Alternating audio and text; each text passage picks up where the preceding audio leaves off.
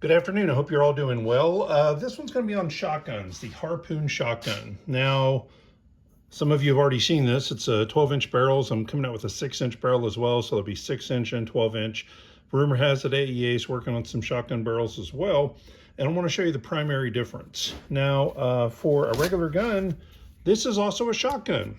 You've got your sleeve installed, but no barrel. Well, that sleeve is 72 cal. It's a perfect fit for 72 cal. When you look at it from the inside, the only real difference between my barrel and this barrel, if you can see, is there's a little ridge down inside there. You can't load it from this side. You've got to load it from this other side. Now, if you just saw the video I just did, it's not a big deal because you can put it in, drive it in all the way down, and then add the air cartridge. You don't have to load a loaded gun, and I highly recommend you don't load one that's already got the air cartridges in it. You just go and push it down in there. Now, let's see, primary difference. The energy generated in a barrel, the reason some guns will have 16, 24, 32-inch barrel is they're getting that last little bit of energy out of it. Now, it could be that you get 50% on a gun that can go up to 32 inches. You may get 50 or 60% out of the 16. You may get 70% out of the 16. And then you get little bitty increases if you make it longer and longer. Well, same is true here. It's only 4.5 inches, but you may have seen the video I did like 3 weeks ago where I put number 4 buck through 12 inches of ballistic gelatin, even with 4 inches, because the air hits it. It begins to speed it up, and it's increasing incrementally as it's going down that 4.5 inches till it leaves. I've seen now 3 different versions of shot shells out there, and 2 of them are kind of a curiosity because you load from the front, which makes sense, but then it just stops. It doesn't go any further. So basically it's using that last 2 inches or so of the barrel, and the other 2 inches isn't being used. So instead, the air cartridge goes off. It's beginning to gain volume. As soon as that air pressure begins to hit it, it's shoving this out.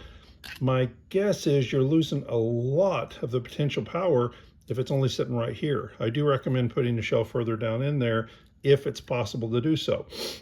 Now, what I'm going to do today is show the difference between putting the shell all the way in versus barely being inside in this harpoon.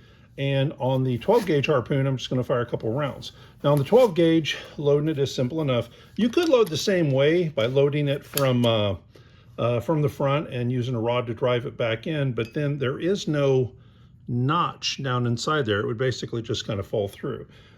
When you drop these things in, they are self-centering.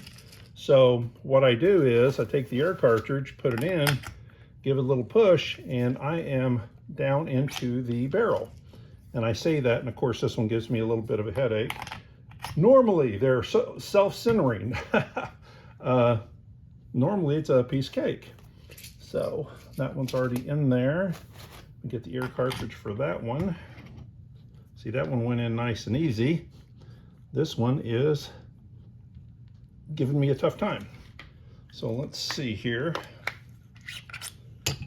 You know, folks, this is the kind of stuff that happens when you're trying to do it on a video. Something like this is going to happen. There we go. Anyway, as a rule, it's self-centering, goes in, no problems at all. So at this point, this one is loaded with 2 shells at the back of the barrel. So I'm going to safe this. This one's ready to go. That's not the first one I'm going to fire. The first one I'm going to fire is this because I actually want to do 1 round driven all the way down and 1 round right at the end of the barrel. So you get some idea. I don't believe the one right at the end of the barrel, I believe it fires off left first, then right. I think what you're going to find is this one's going to have less power than the other one. So let me get these air cartridges off my loading block here.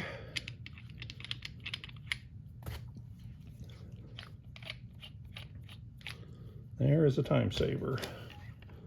Okay, put these in. I want to make sure that one is still just sitting right there at the end, and I'm going to safe it. So I'm ready to take it off safe and fire here in a second. What are we firing at? Well, this is what happens when you leave a ballistic gel block in a refrigerator and just forget about it. It shrinks down and turns into a piece of shoe leather. So it's still got some softness to us, but that is a hard chunk. It's actually shrunk about 1 inch down, shrunk about 1 inch in all directions. But I'm basically just looking for a backstop, so it's going to work fine. So I am going to unsafe this one. This is the short one, and again, I'm not going for spread here. I just want to see the power, what the difference is between the right and left, one shoved all the way in.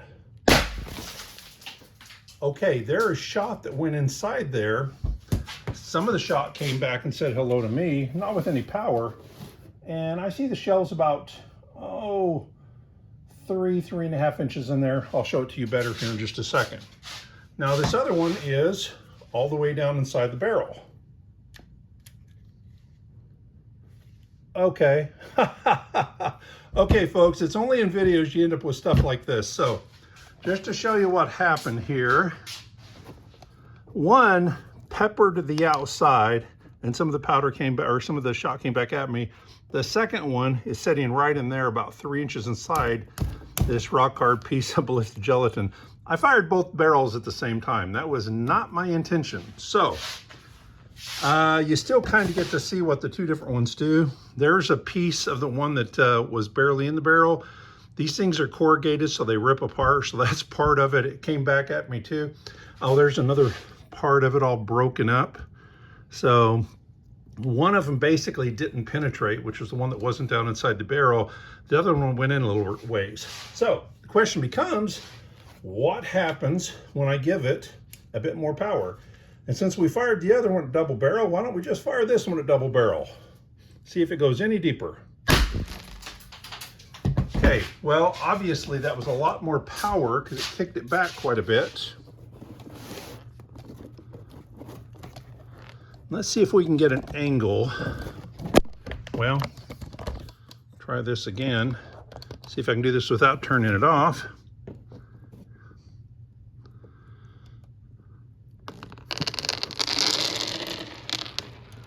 There's that one just pouring right out.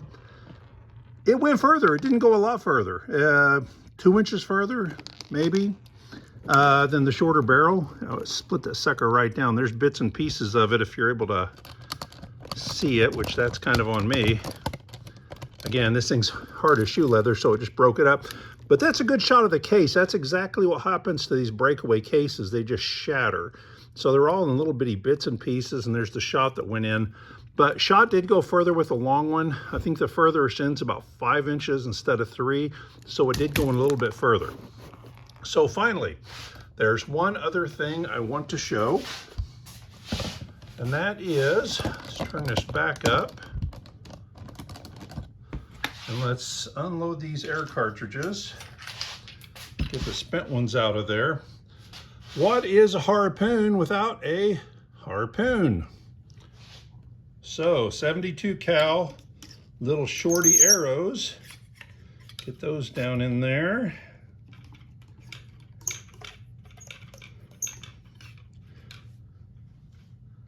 That looks good.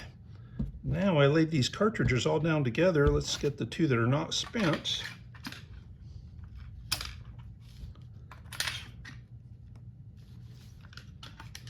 And just talk amongst yourselves. There we go. Cock it. Okay, now what I've got are 2 harpoons for my harpoon gun. How about that? So it is ready to fire. And just for grin, since we fired at this ballistic gelatin, let's just do that again.